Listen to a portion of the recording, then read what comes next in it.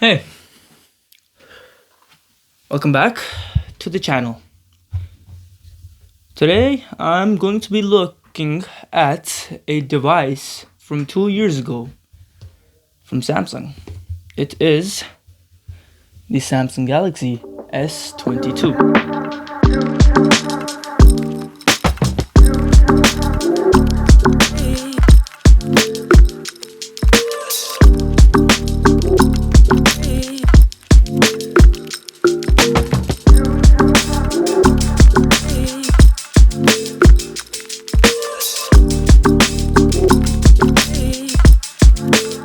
So the S22 is a flagship from Samsung from 2 years ago. Alright, and I just want to share what I think on this device and things that are good on this device and things that could be better, right? Things that are not the best on this phone. But mostly there's good news about this phone. So let's dive right into it. Now, first thing you're actually going to notice, like right away, I'm talking right away, you're going to notice is that this phone has an extremely similar design to last generation's S21. And why I say this is because look, this has the same camera visor as the S21. It has the same, almost the same display, other than the S21 is having a curved display, and this is actually a flat display. So Samsung did switch to a flat display on this device. But yeah, right off the bat, you'll see the camera visor is the way it tucks into the body. It's the same design, right? And it comes in multiple different colors, but the one I have right here is Phantom Black, and I actually love this color. This is Samsung's not attempt at. This is Samsung's Phantom Black color, right? So you get a nice matte textured glass finish. So it's like a really nice matte black, and let me tell you, matte black looks amazing and like on literally any device. So that's just my personal take. But yeah, whether you want something like sleek like this, something that can just blend in, or you want something that stands out, you can also get it in boral purple, something like a bright fancy color. But yeah, so it's IP68, right? It's water and dust resistant, so you could absolutely throw it in the sink and it'll be fine for most part. And with the IP68, it's actually measured for 1.5 meters deep, so it can be 1.5 meters deep in a pool or something, or in water, for up to 30 minutes long. So that's how much pressure of water it can take for 30 minutes before the water resistant seal gives out. But yeah, that's in factory tested conditions. So real world, it may not be the exact same, especially if you have cracks on your phone, right? Then obviously, if you have a crack, then you have a lot of vulnerabilities against water to enter easily. And for a flagship, it's like built really, really good, extremely good, right? So you have Gorilla Glass armor, Gorilla Glass aluminum, sorry, no, Gorilla Glass armor screen and back. So there's some both really strong glass, scratches normal glass, scratches 6, deep bruise level 7. And then on top of that, it has the aluminum, I think it was called armor aluminum. Yes, armor aluminum body, right? And this makes this phone look really nice at the same time while making it extremely durable. So I wouldn't really worry too much with using this phone without a case. I mean, that's how I use it. Obviously, if you whether you're clumsy or not, and you know that, then that's on you if you want to use a case or not. But yeah, so this is a pretty durable device, right? It can handle your everyday use pretty easily, and even if it falls in water or dust, it'll be just fine. So, and I think this is one of the most beautiful designs from Samsung. Just look at that, right? It's like such a nice finish where the camera visor just blends into the body.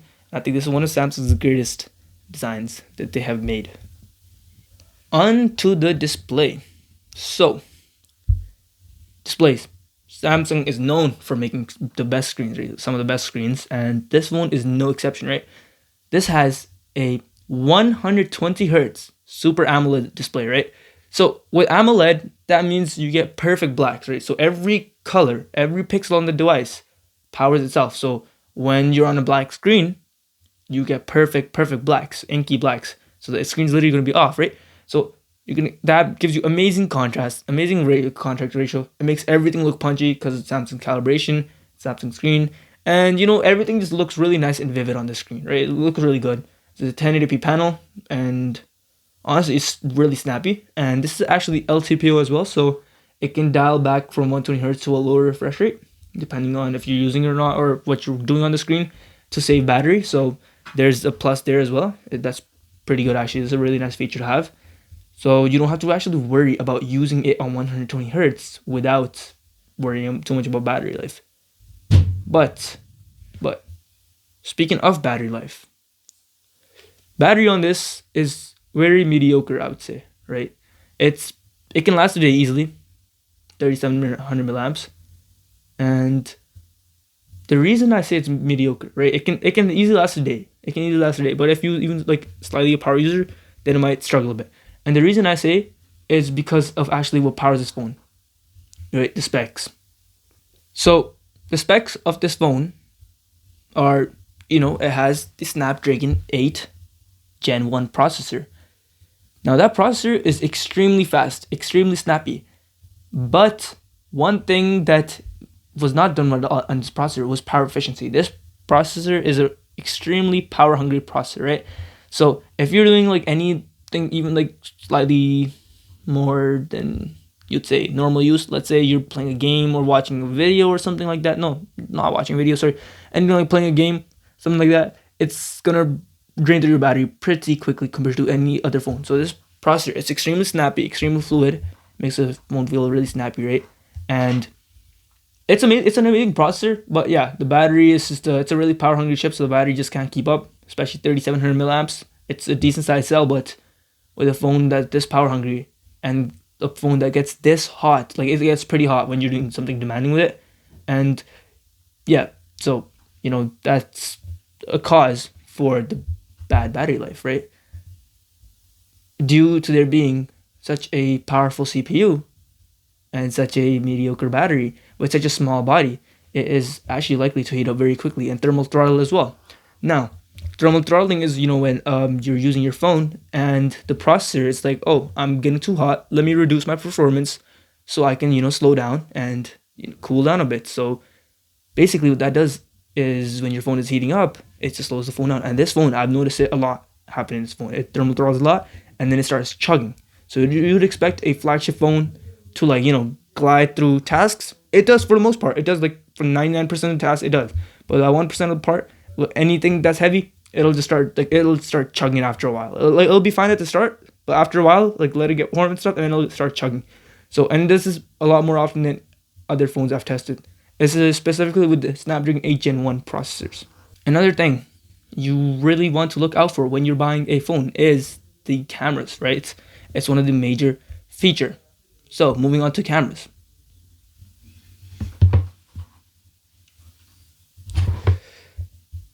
The cameras actually make up for a lot of the lost experience on this device. So what I mean is you lose a lot of satisfaction with the thermal throttling, obviously, because if your phone is chugging, you're not gonna feel oh man, what's my phone good for? But it doesn't chug too much, obviously, like I said.